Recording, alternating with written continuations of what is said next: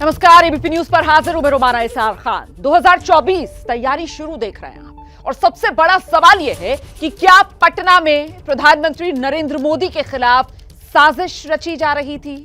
और यह सवाल इसलिए सामने आया है क्योंकि पटना में दो संदिग्ध लोगों की गिरफ्तारी के बाद, दोनों को खुफिया सूचना के बाद प्रधानमंत्री के दौरे से ठीक एक दिन पहले पुलिस ने पकड़ा था और जिस घर से इनकी गिरफ्तारी हुई है उसी घर में संदिग्ध लोगों का आना जाना था, यह बताया जा रहा है। इनके पास से जो दस्तावेज मिले हैं उसमें भारत को 2047 तक इस्लामिक राष्ट्र बनाने के साथ ही हिंदुओं के खिलाफ भड़काऊ बयानबाजी भी की गई है।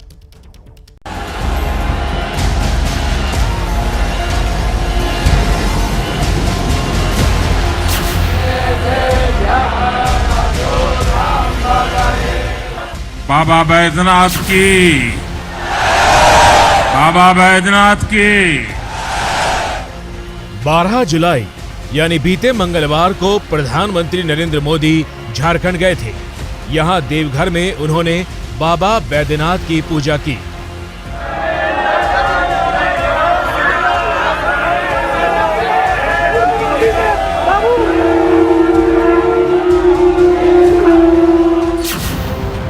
देवघर में पूजा के बाद पीएम मोदी उसी शाम को पटना गए थे। यहां प्रधानमंत्री बिहार विधानसभा के शताब्दी समारोह के समापन कार्यक्रम में शामिल हुए। मोदी के ये कार्यक्रम पहले से तय थे और अब ये जानकारी सामने आई है कि मोदी के दुश्मनों की नजर उनके इस दौरे पर थी। आपके टीवी स्क्रीन पर ये वही अहमद पैलेस है जो जांच एजेंसियों के निशाने पर है। यहीं से पटना पुलिस ने 2 संदिग्ध आतंकियों को गिरफ्तार किया। इनमें से एक मोहम्मद जलालुद्दीन है जो झारखंड पुलिस का रिटायर्ड सब इंस्पेक्टर है, जबकि दूसरे का नाम अतहर परवेज है जो सिमी का सदस्य रह चुका है। इनकी गिरफ्तारी का प्रधानमंत्री नरेंद्र मोदी से क्या कनेक्शन है, इसको समझने के लिए पहले ये जान लीजिए कि अब तक क्या कुछ सामने आया है। महान से संदिग्ध पोस्टर, बैनर, दस्तावेज, पीएफआई का डॉक्यूमेंट्स इत्यादि सामान वगैरह जब्त किया गया। 2 मोबाइल फोन भी जब्त किए गए। इन सभी के भी छानबीन की जा रही है। प्रथम दृष्टया इसको देश विरोधी और 2 कम्युनिटी के बीच में वैमनस्यता फैलाने के उद्देश्य से जो होता है उसको मानते हुए एक प्राथमिकी दर्ज की है। पुलिस के मुताबिक ये दोनों विवादित संगठन पीएफआई से जुड़े हुए हैं। पुलिस को पटना के फुलवारी इलाके के इस घर से आपत्तिजनक दस्तावेजों के साथ पीएफआई के झंडे और पर्चे भी मिले। उनके घर पे जब छापेमारी पुलिस ने की है तो वहाँ से पीएफआई, एसडीपीआई का झंडा, पैम्पलेट, पुलिस को और भी अन्य जो दस्तावेज हैं वो बरामद हुए हैं। उनके घर से कई चीजें मिली जिसमें पीएफआई का पैम्पलेट, पीएफआई का बैनर, पोस्टर था। आप देखिए यहाँ पे एसडीपीआई, पीएफआई से इनका जुड़ाव है, ये सब बताया जा रहा है। अंदर और भी अन्य दस्तावेज हैं जो मिले हैं वो हम आपको दिखा रहे हैं। पुलिस ने सबको जब्त कर लिया। ये देखिए कुछ और भी जो दस्तावेज हैं यहाँ पे वो दिखाए जा रहे हैं। कई आपत्तिजनक दस्तावेज भी इसमें यहाँ पे है। आप देखिए यहाँ पे ये भी आपको दिखेगा एक आई कार्ड एसडीपी का, आपको एसडीपीआई का नजर यहाँ पे आ रहा है। तो पीएफआई, एसडीपीआई का बैनर, पोस्टर सब यहाँ पर जो है देखने को आपको मिल रहा है। प्रधानमंत्री का दौरा था इसलिए खुफिया एजेंसियां चौकन्नी थी और इनपुट इंटरसेप्ट करने के बाद पुलिस को सूचना दी गई। अब पुलिस और एजेंसियां इस जानकारी को जुटाने में लगी हैं कि मोदी के 12 जुलाई के दौरे कहीं इनके निशाने पर तो नहीं थे। पटना पुलिस को खुफिया जानकारी मिली थी कि फुलवारी शरीफ के घर से देश विरोधी गतिविधियां चल रही हैं। आईबी इनपुट के बाद पटना पुलिस अलर्ट हुई, तब जाकर उसको ठिकाने की जानकारी मिली। पीएम के पटना आने से ठीक एक दिन पहले 11 जुलाई को पुलिस ने छापेमारी कर 2 लोगों को गिरफ्तार किया। असल में इनके पास से जो दस्तावेज बरामद हुए उनमें देश विरोधी बातों से लेकर हिंदूवादी नेताओं की जानकारियां जुटाने की बातें लिखी हुई हैं। अंग्रेजी में लिखा ये वही दस्तावेज है जो उनके घर से पुलिस ने बरामद किया। बरामद दस्तावेज में 2047 तक भारत को इस्लामिक राष्ट्र बनाने का जिक्र है। 7 पन्नों का ये दस्तावेज अंग्रेजी में है जिस पर नॉट फॉर सर्कुलेशन लिखा हुआ है। दस्तावेज के पेज नंबर 3 और 7 पर हिंदुओं के खिलाफ जहर उगला गया है। हिंदू नेताओं, आरएसएस से जुड़े लोगों की जानकारियां जमा करने का जिक्र है। पुलिस ने जो एफआईआर दर्ज की है उसके मुताबिक जिस बिल्डिंग से इन दोनों की गिरफ्तारी हुई है उसी बिल्डिंग में 6 और 7 जुलाई को ट्रेनिंग दिया गया था। शक है कि ये लोग युवाओं का ब्रेन वॉश करते थे और शारीरिक शिक्षा एवं मार्शल आर्ट के नाम पर उनको हथियार चलाने की ट्रेनिंग देते थे। शक ये भी है कि यह लोग बड़ी आतंकी घटना को अंजाम देने की फिराक में थे। बताया जा रहा है कि जिस घर में इनकी गिरफ्तारी हुई वो घर गिरफ्तार पूर्व सब इंस्पेक्टर मोहम्मद जलालुद्दीन का है और कागजी तौर पर दूसरे गिरफ्तार आरोपी अहमद परवेज ने घर की दूसरी मंजिल को किराए पर ले रखा था। इसी घर की दूसरी मंजिल पर 6 और 7 जुलाई को ट्रेनिंग दी गई, जिसमें बाहर से आई कई संदिग्ध लोग शामिल हुए। हमारा मानना है कि लोगों को रेडिकलाइज करना चाहते थे और जो भी समाज के गुमराह लोग हैं या समाज के अशिक्षित बच्चे हैं या समाज के कम पढ़े लिखे बच्चे हैं या गरीब बच्चे हैं, उनको उनका ब्रेन वॉश करके उनको रेडिकलाइज करके और इंडिया विजन 2047 जो मिला है वो बहुत ही ऑब्जेक्शनेबल है, किसी विशेष समुदाय के अगेंस्ट में है। पुलिस एफआईआर के मुताबिक गिरफ्तार आरोपी अतहर ने खुलासा किया है कि पीएफआई के कहने पर सिमी के पूर्व सदस्यों को वो गुप्त संगठन से जोड़ रहा था, जिसका उद्देश्य मुसलमानों पर हो रहे कथित अत्याचार का बदला लेना और इस्लाम पर टिप्पणी करने वालों को निशाना बनाकर हमला करना था। पता चला कि ऑर्गेनाइजेशन बेसिकली मोबिलाइज करती थी, मस्जिद में और मदरसा में यूथ्स को मोबिलाइज करते थे और कठोरता की तरफ, जिसको हम अंग्रेजी में रेडिकलाइजेशन बोलते हैं, उसके लिए ये लगातार कार्यशील थे। पुलिस की एफआईआर में नुपुर शर्मा के नाम का भी जिक्र है। आरोपी अतहर के मुताबिक उदयपुर और अमरावती में हुआ कांड नुपुर शर्मा के बयान के खिलाफ चल रही मुहिम का ही हिस्सा था। एफआईआर के मुताबिक बिहार में बदले की इस मुहिम में करीब 2 दर्जन लोग सक्रिय तौर से जुड़े थे। एफआईआर में 26 सक्रिय लोगों के नामों का जिक्र है, जिनमें से पटना के रहने वाले 10 लोग हैं, दरभंगा मधुबनी के 3, कटिहार के 2, नालंदा, पूर्वी चंपारण, सारण, मुजफ्फरपुर, अररिया और वैशाली के 1 लोग हैं। एक शख्स कर्नाटक का है, जबकि मोहम्मद रसलान के जिला का जिक्र नहीं है। पुलिस एफआईआर के मुताबिक ये वो लोग हैं जो फुलवारी शरीफ की इस बिल्डिंग में आकर हिंसा की ट्रेनिंग देते और समुदाय विशेष के खिलाफ भड़काने का काम करते। इनमें से ज्यादातर लोगों का कनेक्शन पीएफआई के संगठन एसडीपीआई से भी बताया गया है। मतलब ये कि साजिश के तार काफी लंबे हैं।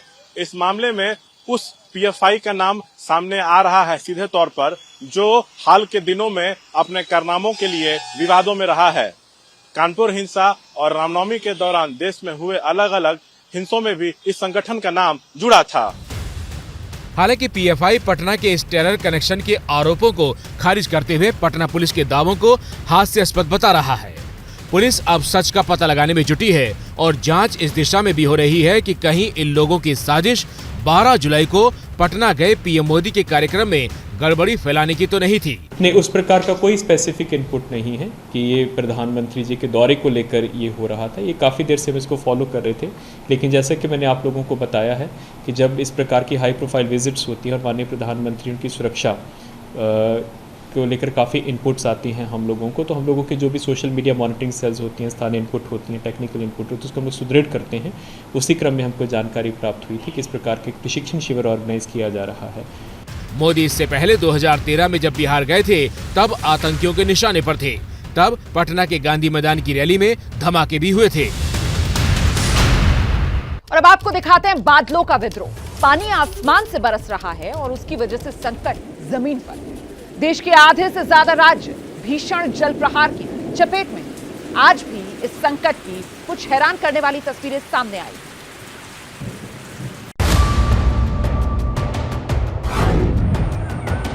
उफनती बाढ़ में पलट गया ट्रैक्टर।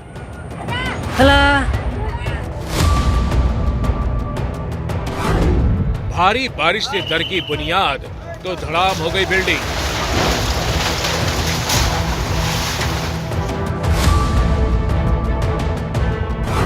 उफनता नाला पार करने की कोशिश में बह गया युवक। रुक जा जरा, अरे नहीं वो देख। सैलाब में लोगों के घर डूब गए।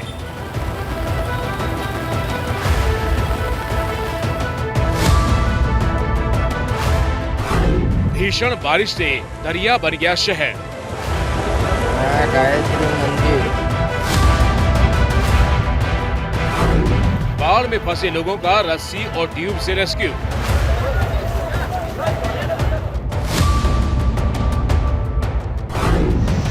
समंदर की लहरों की तरह उफान मारने लगी नदी।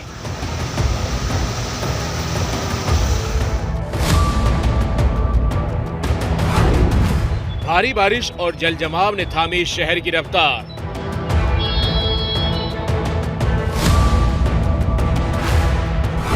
पानी से लबालब हुआ डैम तो खोले गए सारे गेट।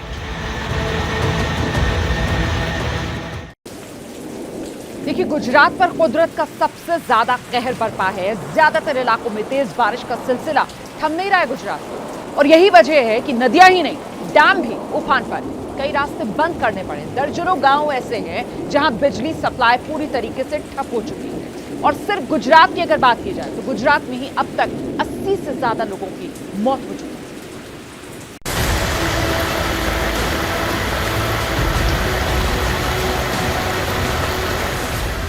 आसमान से पानी बरसा और गुजरात की बस्तियों में मुसीबतों का अंबार लग गया। शहर के शहर जलमग्न हैं। सड़कों रास्तों का कहीं अता पता नहीं है।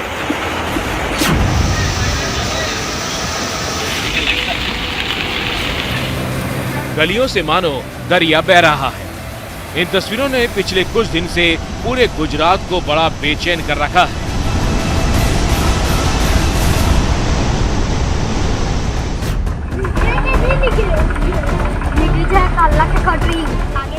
भरूच में भारी बारिश के बाद जब सड़कें पानी में डूब गईं, तो रास्ते का कुछ अता पता नहीं चला। तो अपनी मंजिल तक पहुंचने के लिए कुछ लोग ट्रैक्टर पर सवार हो गए, लेकिन कुछ देर आगे जाने के बाद हिचकोले खाते हुए ट्रैक्टर पलट गया। उसमें सवार लोग भी पानी में गिर गए। एक आदमी की जान भी चली गई। आगे वो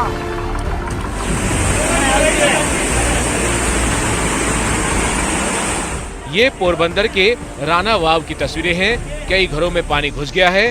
घरों के बाहर खड़ी बाइकें भी पानी में डूब गई हैं। गलियों में, सड़कों में, रास्तों में इतना तेज बहाव है मानो दरिया उफान रहा हो। कुछ लोग इस उफनती बाढ़ के बीच भी बाइक लेकर सड़क पार करने की जुगत में हैं।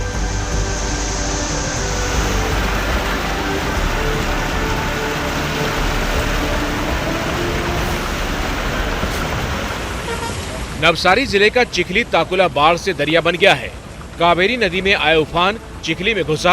उसके किनारे बसे रिहायशी इलाके पानी से लबालब हो गए। जहां नजर दौड़ाएंगे पानी ही पानी है। घर आधे डूबे हैं।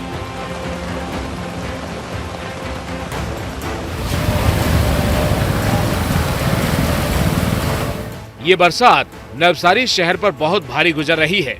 शहर में एक बार फिर से पूर्णा नदी का पानी घुस गया।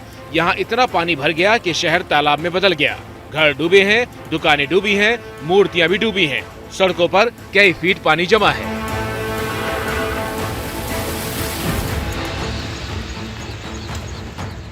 नवसारी किस कदर जलमग्न है, ये इन तस्वीरों से पता चल रहा है। सड़कें पानी से भरी हैं। उसी के बीच गाड़ियां गुजर रही हैं। जब इतना पानी भरा हो तो सड़क को तलाश पाना भी एक चुनौती है। ऐसे में लोग पैदल चलने के लिए डिवाइडर का इस्तेमाल कर रहे हैं। वैसे यहाँ सब कुछ डूबा है। स्कूल डूबा है, बाजार डूबे हैं। ऐसे में अपनी गाड़ी लेकर निकलना किसी इम्तिहान से गुजरने से कम नहीं। नवसारी पर इस मूसलाधार बारिश की सबसे ज्यादा मार पड़ी है। इस मौसम में चौथी बार शहर के निचले इलाकों में पूर्णा नदी का पानी भरा है। इस बारिश ने नवसारी नगर पालिका के प्री मानसून अभियान की पोल खोलकर रख दी। निकासी के इंतजाम कहीं नहीं दिख रहे।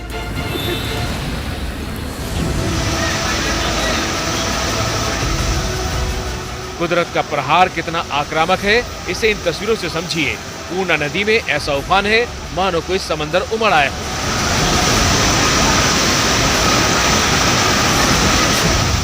बीती रात से ही नवसारी में मूसलाधार बारिश हो रही है। जिले में बहने वाली पूर्णा नदी खतरे के निशान से ऊपर है। जो इलाके बाढ़ की चपेट में है, वहां लोगों की जान सांसत में पड़ गई है, तो एनडीआरएफ के जवान देवदूत बनकर आए। ये नवसारी के नदी मोहल्ला इलाके की तस्वीरें हैं, जहां बाढ़ में फंसे लोगों को रस्सी और ट्यूब की मदद से रेस्क्यू किया जा रहा है।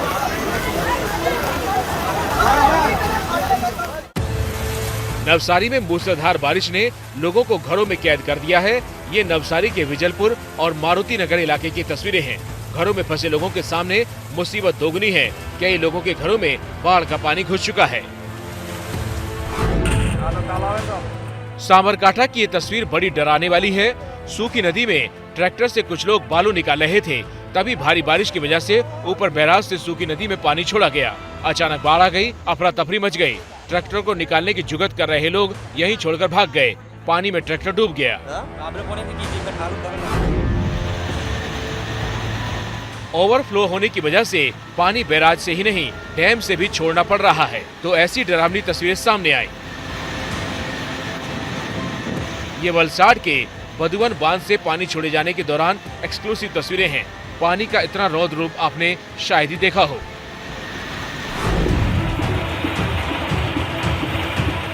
नवसारी में इतनी तेज बारिश हो रही है कि नेशनल हाईवे पर भी बाढ़ का कब्जा है। इसमें हाईवे की तरफ भीषण ट्रैफिक जाम लग गया। बारिश ने रफ्तार पर ब्रेक लगा दिया। रफ्तार सिर्फ नेशनल हाईवे की ही नहीं, दौड़ता भागता अहमदाबाद शहर भी आज रेंगता हुआ दिखा। सुबह के वक्त तो शहर के बालोन नगर पुल पर करीब 1 किलोमीटर लंबा जाम लग गया। गुजरात के वलसाड में भी बारिश और बाढ़ से बहुत असर पड़ रहा है। सड़कों पर इतना पानी है कि लोग जहां के तहां फंसे हैं, पानी घटने का इंतजार कर रहे हैं। वलसाड में सड़कों पर किस कदर सैलाब आ गया, ये इन तस्वीरों में देखिए। शहर में पानी भरता जा रहा है और लोगों की मुसीबतें बढ़ती जा रही हैं। वडोदरा में तो ये कुदरती आपदा लोगों के घरों के भीतर तक घुस आई। लोग अपने घरों से बर्तनों से बाहर पानी फेंक रहे हैं। ये वडोदरा के डभोई इलाके की तस्वीरें हैं, जहां लोगों का सारा सामान बारिश के पानी में भीग गया। शहर में जल जमाव के ऐसे हाल हैं कि सड़कों में, गलियों में और घुटनों तक पानी जमा है। लोग ऐसे ही पानी के बीच से पैदल निकलने को मजबूर हैं।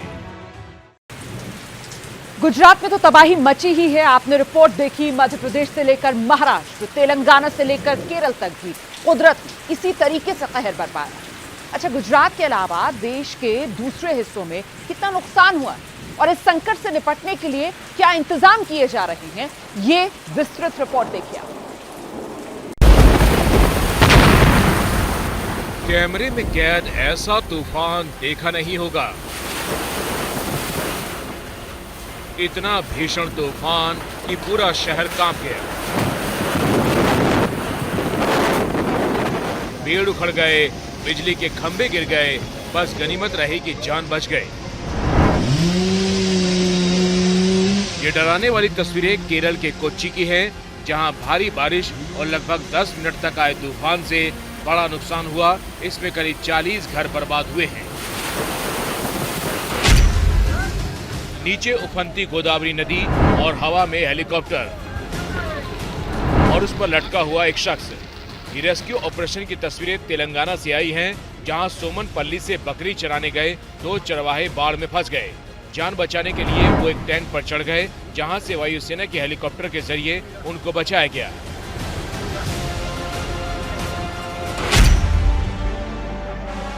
लेकिन मध्य प्रदेश के खंडवा में बाइक सवार इतना खुशनसीब नहीं था कि उसे बचा पाते। हालांकि उसने खुद जानबूझकर जान जोखिम में डाली।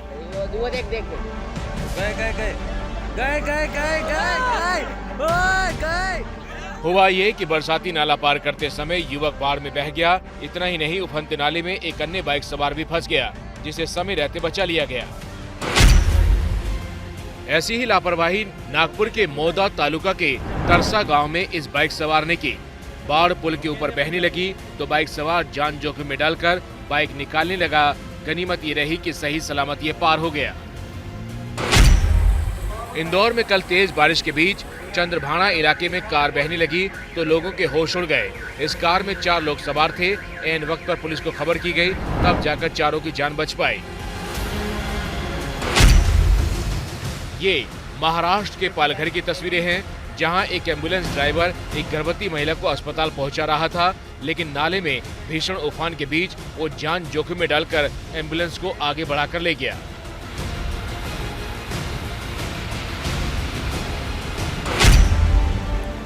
पालघर में बारिश के बाद वैतरना नदी उफान पर है, जिसकी वजह से उससे सटा एक रिजॉर्ट डूब गया।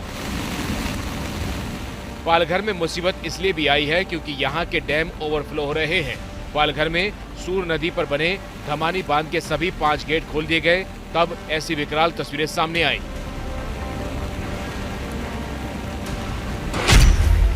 बद्रीनाथ हाईवे पर कुदरत का कहर टूटा है। गोविंद घाट के पास बारिश के बाद लैंडस्लाइड हुआ, जिसकी वजह से एक बार फिर से ये ऑल वेदर रोड बंद हो गई है। कई यात्री रास्ते में फंस गए हैं।